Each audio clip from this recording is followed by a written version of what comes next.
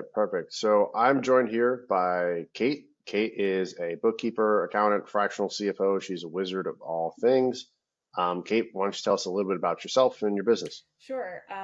Kate McKeever. I'm a CPA in New York. I'm on Long Island, and I did the big firm thing, and then was in house in a tax position at a corporation until last year. I went out on my own.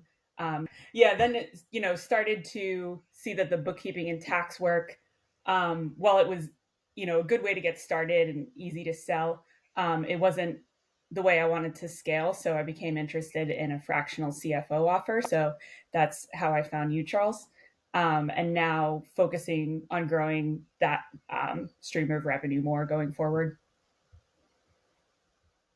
Awesome. So it sounds like you did the whole big firm thing for a while. What made you want to start working for yourself? I've always had that itch to go out on my own. I really just wanted to be able to control my schedule and my time. I want to, be able to enjoy things in life outside of work. I like to golf. I like to, work out, take care of myself. And, I love that freedom of being able to set my day how I want. And also to feel like the effort I put in, I see the reward more directly rather than a corporate job where you're waiting years for a promotion or you're getting like a small raise every year. I like that working for myself, the more effort I put in, the more I usually see that in the bottom line of my paycheck.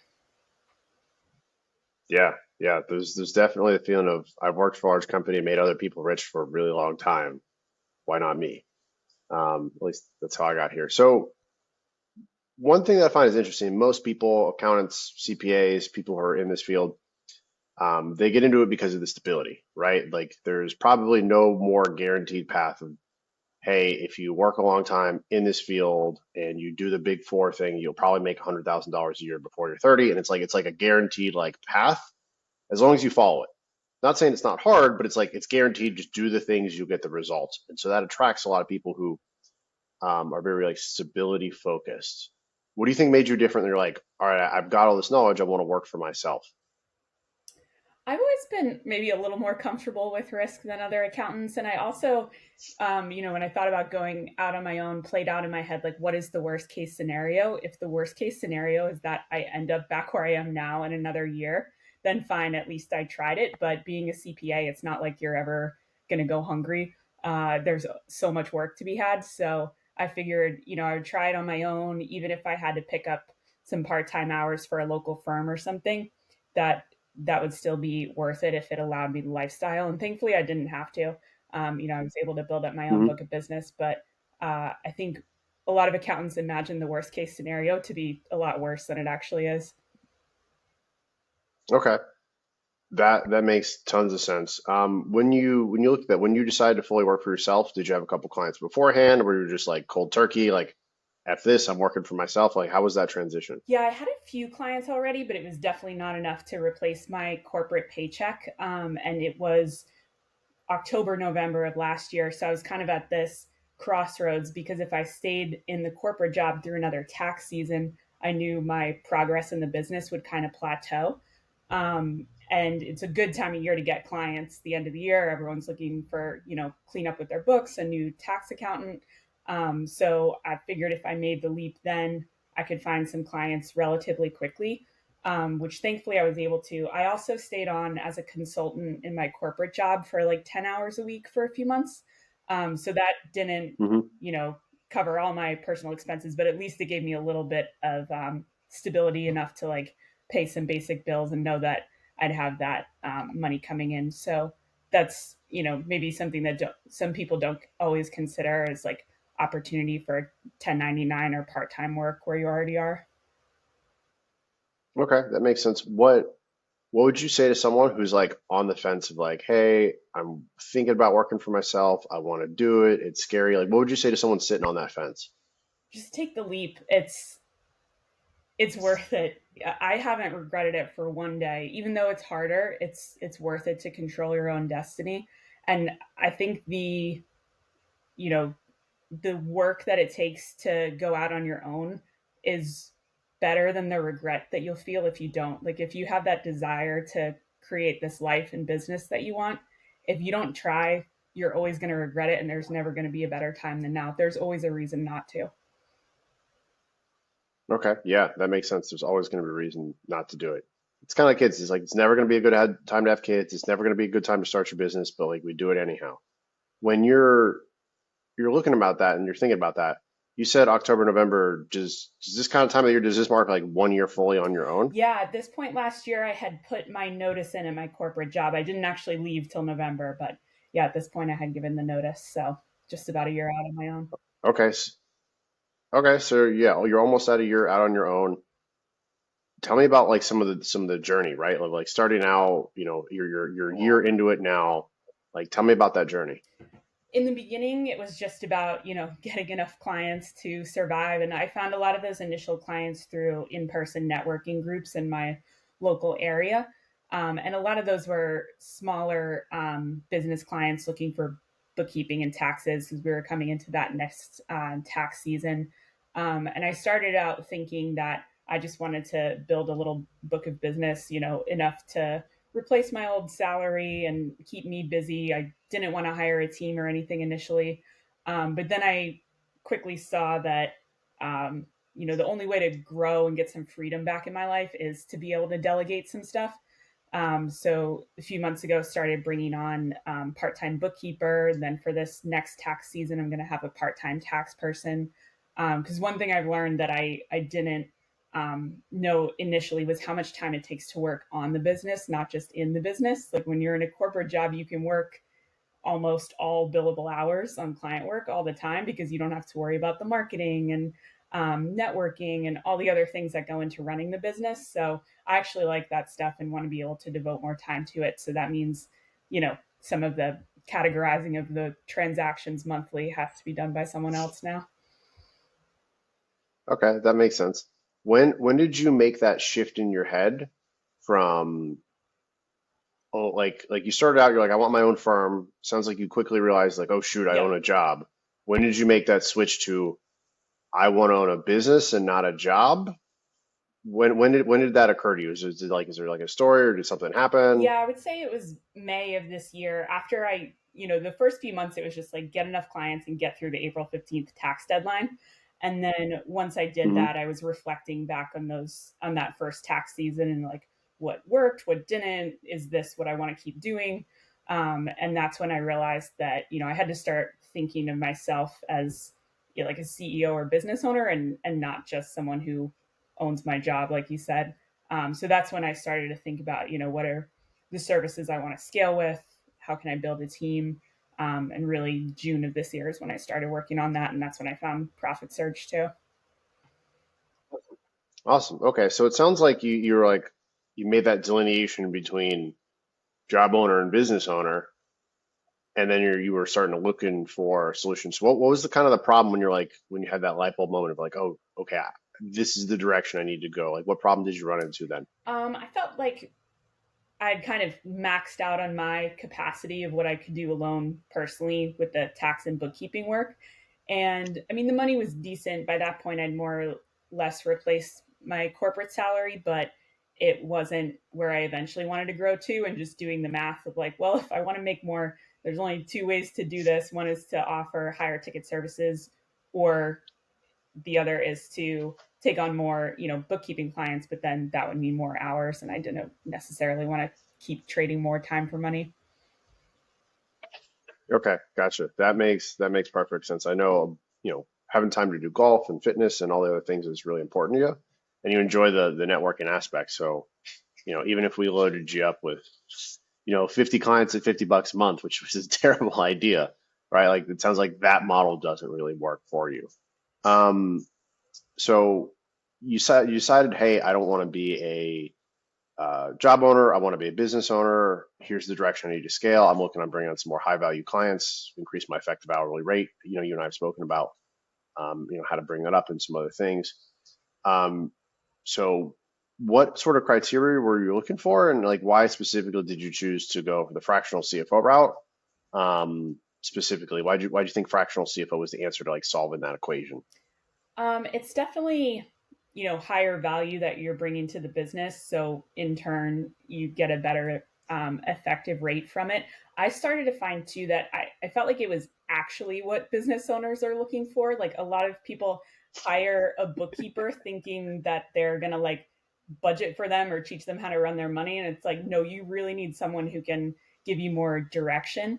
I was starting to find like that was a lot of the questions I was getting from the clients, and you can't devote the time to answering all those for what you can charge for monthly bookkeeping. So, with the fractional CFO package, you can give the business owners the tools that they're actually really desiring so they can grow their business and increase the profit.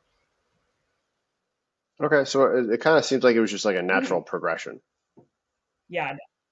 So when we're thinking of that natural progression, you know, is there anything specifically about working with us that stuck out to you? Like what attracted you to us when you were thinking of that natural progression of, you know, job owner to business owner, accountant to fractional CFO? It sounds like this kind of occurred naturally. Why did you choose to work with us in that process there?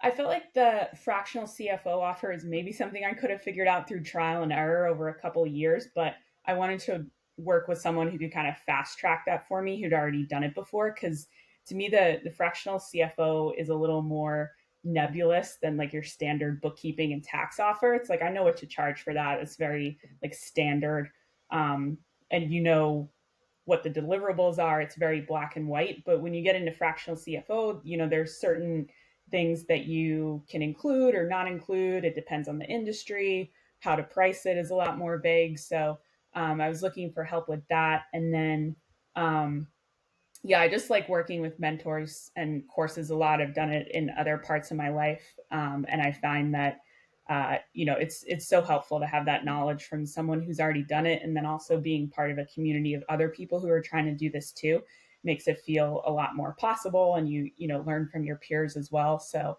that combination of the mentor who's been there before, and can share their knowledge, and then also being part of a community of other people doing the same thing is what drew me to Profit Surge. Gotcha. Yeah, the community aspect, I love working with other people who've done it before. It's kind of easier because when someone has a system, you kind of just go, boop, all right, I'm going to go do this, and you kind of fast forward your way to results. Speaking of that, when working together, we worked, for the past couple months here. What specifically is like really kind of helped you when it comes to creating a fractional CFO offer, or maybe get some new clients or some marketing stuff? Like, what was the thing you were like, okay, this to me was really, really, really helpful because it's different for everybody. Yeah, I'd say there's two things. The first is what I came here for, what I expected, which is like clarity on what is my offer, what industry am I targeting, what's the pricing, how do I sell it. But then the second thing that I got from the program that I wasn't expecting was increasing the like motivation to increase my bookkeeping prices and attract more high ticket clients with just that offer. Like we significantly increased my revenue just from increasing my current pricing, which I was underpricing for the bookkeeping and taxes. So just increasing that, and then since then I've added more bookkeeping and tax clients at those higher prices. So that alone has been huge. And I think hearing you say like, no, this is what everyone else is charging, this is what you should be charging too, that helped me, have the confidence to increase that more. So, even that alone, just your knowledge of like what's industry standard for the services I was already providing was super helpful. Yeah, yeah, it's wild that you can come in and be like, actually, I deserve a heck of a lot more for my time, and then suddenly you can get it almost overnight. Yeah, and I think Um, once I kind of started shocking. I saw once I started marketing myself as a fractional CFO, like on Instagram and everything, more people came to me for bookkeeping too, but they were willing to pay more. Like I think they perceived me as being more of an expert, even if they weren't coming to me for the fractional CFO offer. They just saw me as higher value because I have that. Interesting. When people come to you now, are they still like price shopping you, or is it more of just like, all right, like I know Kate, I know the value that Kate has? Yeah, I find that like most of the time, it's like they want to work with me because I'm me. Cool. Okay, cool. So you mentioned some Instagram stuff. I know you're big on some in-person marketing, some networking. I know you talked in our group coaching call yesterday about like the specifics of you trying to choose like the right groups of people to be in front of the right people. And then it sounds like Instagram's been pretty Mhm. powerful for you as well. Um, a lot of people, when they think about growing their accounting firm, they're thought in like the brick and mortar way, and I got to have an office, and I got to be there, and I'm in my local area, and if it's not super affluent, that means everyone wants to pay me, low dollars for what I'm doing. And it sounds like you're getting clients over the internet now, and it sounds like they're not all where you're at. Tell me like what's that done for your business, right? Moving to like the online model.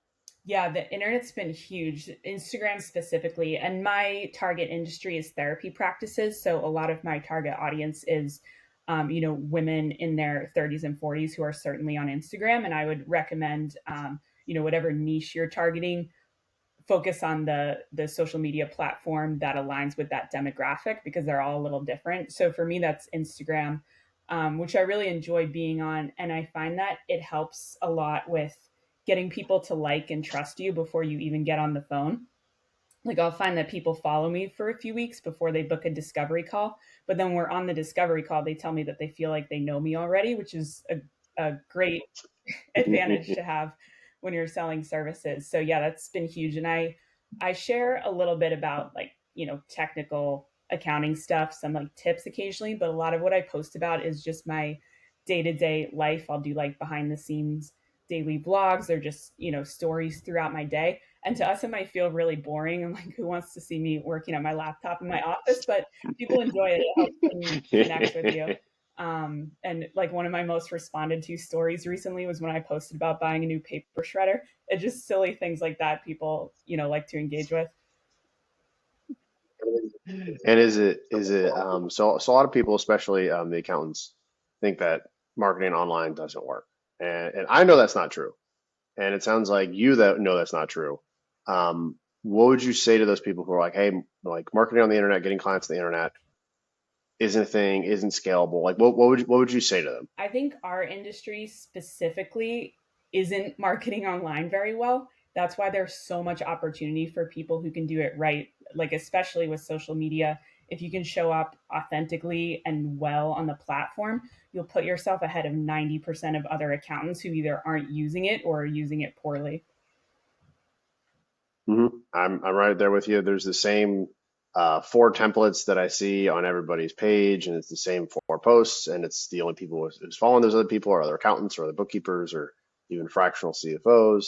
And so there's a lot of mistakes being made, which means there's more opportunity for people like you and I, right? I own a firm, you own a firm. So let's talk about it. So you came to us a couple months ago, right? You don't have to share specific numbers or whatever, but you came to us at one point, and then you're at another point. So I would love to hear about like some of the different things you've done, and then some of the different new clients or new revenue you're at. Like what has been the change of like working with us and putting some of the things that we've kind of learned together in your business. Yeah, right away we increased my revenue by a couple thousand a month just by increasing my prices for existing clients. And then since then, I've signed on more, mostly bookkeeping clients still, but at higher prices. So in total, I'm at about 50% higher revenue already than I was when I started the program. And because of the timing of the tax deadlines, I've gotten a little delayed with launching the fractional CFO offer in the way that I've wanted to. But we were doing the math the other day. It will only take me a couple of those clients to get to my eventual end goal, which I should be at by the end of the year, which would essentially be double the monthly revenue that I came into the program at. Um, yeah, so we're kind of halfway there just from increasing prices and adding some bookkeeping clients alone, and then once we really pour gas on the fire of the fractional CFO offer, we'll be 100% there. You also helped me realize that I did clean up a few little like custom offers that I've been doing for people in the beginning. I think I was saying yes to too many things and making too many different offers. So it's helped me like streamline it. Like I used to do sales tax and some other stuff that I've since weeded out just so I can, simplify things and focus on what's really going to drive the value going forward. Yeah, that makes tons of sense. Not a big sales tax Yeah. guy. I'll tell you that. When we're looking at that, right? So it sounds like 50% revenue increase, which is pretty cool, right? Especially in just a couple months. We're thinking basically doubling. I'd say by the end of the year, but maybe a little bit sooner, maybe a little bit later, but you'll probably be about another 50% by the end of the year compared to where you started. So that's awesome. How I know you and I built your CFO offer together. How confident do you feel in like talking about it, presenting it, pitching it? How comfortable do you feel? Because I know you used the word nebulous before, which is a good word, by the way. Um, Sometimes nebulous, esoteric, like ethereal, like it's like what is fractional CFO?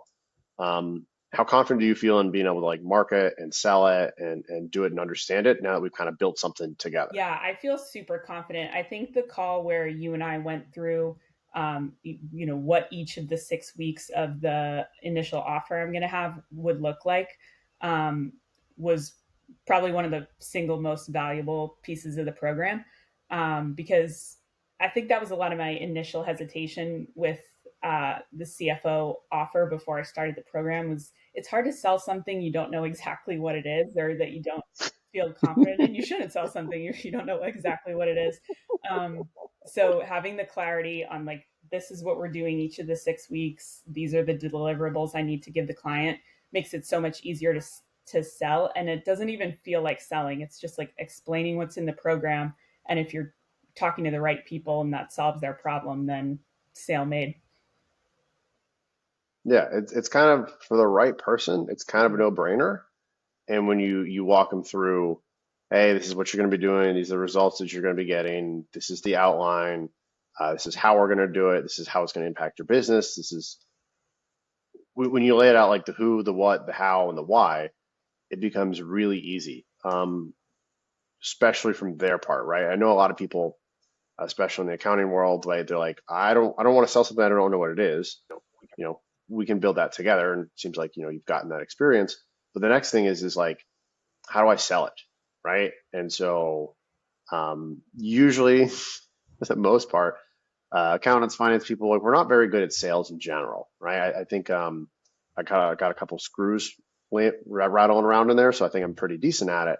But it took me still a long time to get good. How do you think your sales abilities increased, in the last couple months, whether it's from a confidence standpoint or just how you communicate, even if it's whether it's selling the fractional CFO or the higher value bookkeeping, how do you feel about how your sales skills have changed over the last couple months? And, did they change, right? Did your sales style change? Like, curious about that. Yeah, my mindset shifted a lot from this. When I started the business, I saw sales as like this necessary evil that I was going to have to learn if I wanted to work for myself. And I think I still saw it as something like a little icky or pushy.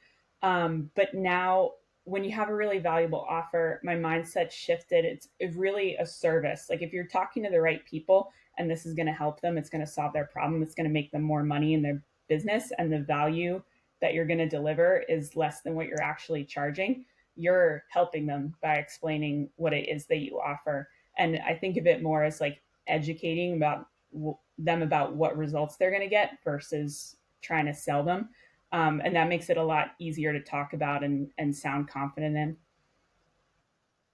Okay, that makes perfect sense. It sounds like sales in the beginning was like, oh, this is kind of sleazy. I'm like pushing these people to do this thing. I don't know if it's the right thing for them. To I have clarity on what I'm going to do. It's going to be good for them. I'm going to be able to help them. If it makes sense, they're going to go ahead and enroll in the fractional CFO or even the higher level bookkeeping and having access to someone like you who frankly like gives a crap about their business, right? Um, and so it seems like sales has kind of shifted from necessary evil to like, hey, now I'm helping people. And one of the things that people see, this may be my perception, correct me if I'm wrong, but when we think of internet marketing, we think of like sleazy guy and Lamborghini and I'll make you a millionaire tomorrow. And even I see some of the comments in my ads like a bookkeeper is not a CFO, and I'm like, correct, they're not. However, there's a way that you can help clients grow their business, and there's varying levels of skill, but you also don't need to be Jamie Dimon, who's the CEO of Chase, to help small businesses doing 5 or 6 million a year, right? There's a pretty big gap there, and so when we're thinking about that, right?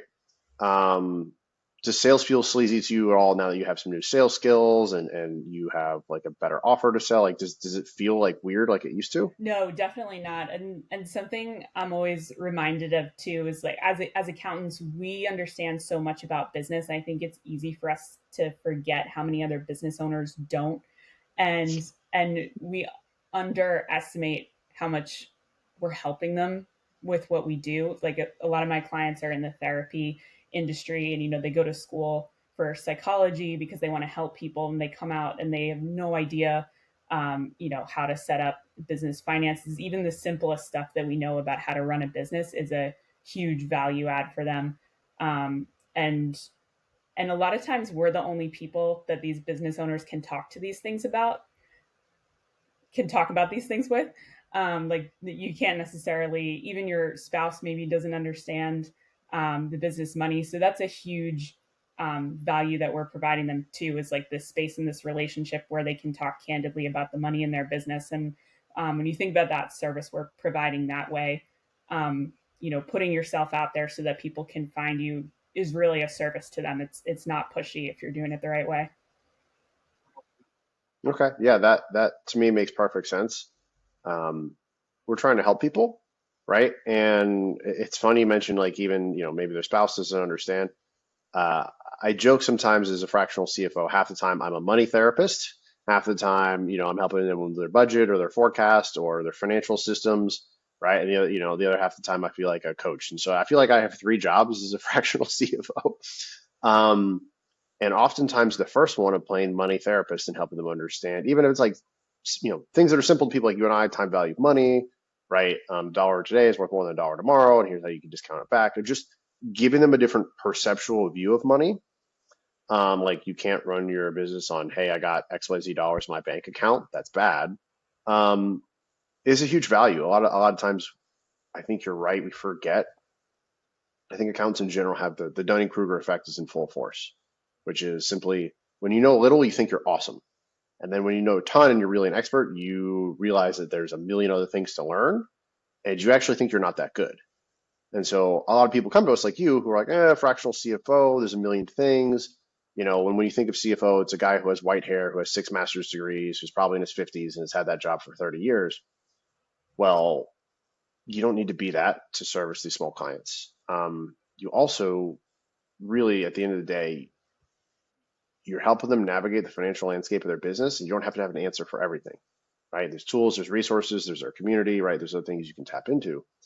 And so I find it really interesting that accountants in general, who are usually super qualified, super smart, and sometimes even know more than me, are like, Charles, I don't think I can offer this. And I'm over here like, what do you mean you can't offer this? Like I promise you can. Let me show you what it looks like, and then you'll be pleasantly surprised. Have you found that to be kind of true? Yeah, definitely. I think most accountants are already offering advisory services without knowing it. You helped me realize that, the bookkeeping is really just the categorizing of the transactions and the providing of the reports, and anything beyond that starts to get into the advisory territory, even just recommending, like, hey, here's a few expenses you could reduce. Things that seem very simple to us and a lot of people are already probably including with their bookkeeping services, you can build up more of that into a consulting package and make that into a fractional CFO offer. Yeah, and there's everyone's offer doesn't have to look the same, right? Like what I do for my e-commerce clients may be completely different than you do for your therapy practices. There's probably a couple things that you and I are similar on, right? Like some costs for some customer acquisition cost analysis, maybe some lifetime value analysis, maybe some working capital stuff. But then there's things that are completely different. Like therapy offices usually don't have lots of inventory. And so every offer for every different client is going to look, materially different. And so oftentimes people think like, I see people who are like, oh, this is my package, and this is what this guy on the internet recommended my packages are, and this is what they look like. And sometimes we run into the challenge of like, well, yeah, if you just slap something on, like I sent an email the other day. It's like if you think you can just slap on advisory, congratulations, you're going to make an extra money a year. Yeah, you'll make a little bit more, but you're not serving the client in the way that you want to. You're probably not serving the client in a way that you can sell confidently and authentically because you're not really serving them at the highest level, which is something custom and made for them. And so I think sometimes people run into the challenge of is they build something and it's not really the best thing for the client, and then they feel icky selling it, and then they go, oh, fractional CFO doesn't work, sales isn't for me, and then they just kind of like, all right, I'm gonna go back to what I know. Um, I oftentimes see that when people do it like half-heartedly. So Um, if there's anyone that's on the fence about thinking about booking a call to speak with us or thinking about as fractional CFO is for them, what would you say to those people who are like on the edge of like, this might be for me, this might not be for me? I think there's so much more opportunity in this field than a lot of people realize. And the fractional CFO offer gives you such great hourly rate with a lot of flexibility. So if it's something that you're on the fence about, it's definitely worth exploring. I don't think there's any other revenue stream you can add in accounting that's going to change your life and your money in your business faster than fractional CFO. Okay. And if someone was thinking about working with us to build that out, what would you say to them? I'd say that you guys absolutely delivered, and more on everything that the program promises. Working with you one on one has been awesome. I can confirm, and the community inside of school is great too. So it's definitely worth it. The people have been awesome and definitely deliver on the value that they promise. Awesome. Thank you so much. So I really appreciate you being here today. If someone is thinking about all the things and all the opportunities and whether they're going to start their own firm or just started their own firm or have a firm and are crushing it, what's like the number one piece of advice that you'd leave to people that you've learned in the last year of just running your own business? You just have to take action, even if it's not perfect. You're going to learn so much more from trying than you are from overthinking and delaying the process. You just have to get started and be willing to take some chances, and you'll be amazed where you can end up in 6 months or a year. But the longer you delay, that it's never going to be perfect at first, but the longer you delay jumping in, then the longer it's going to take to get where you eventually want to go. Awesome. I love that. Thank you so much. So, Kate, where can people find you if they want to reach out to you, kind of see your content, see what you got going on? Where's the best place to I'm reach you? most active on Instagram, which is at lilac_accounting. Perfect. All right, cool. Hey, Kate, thank you so Thank much. you.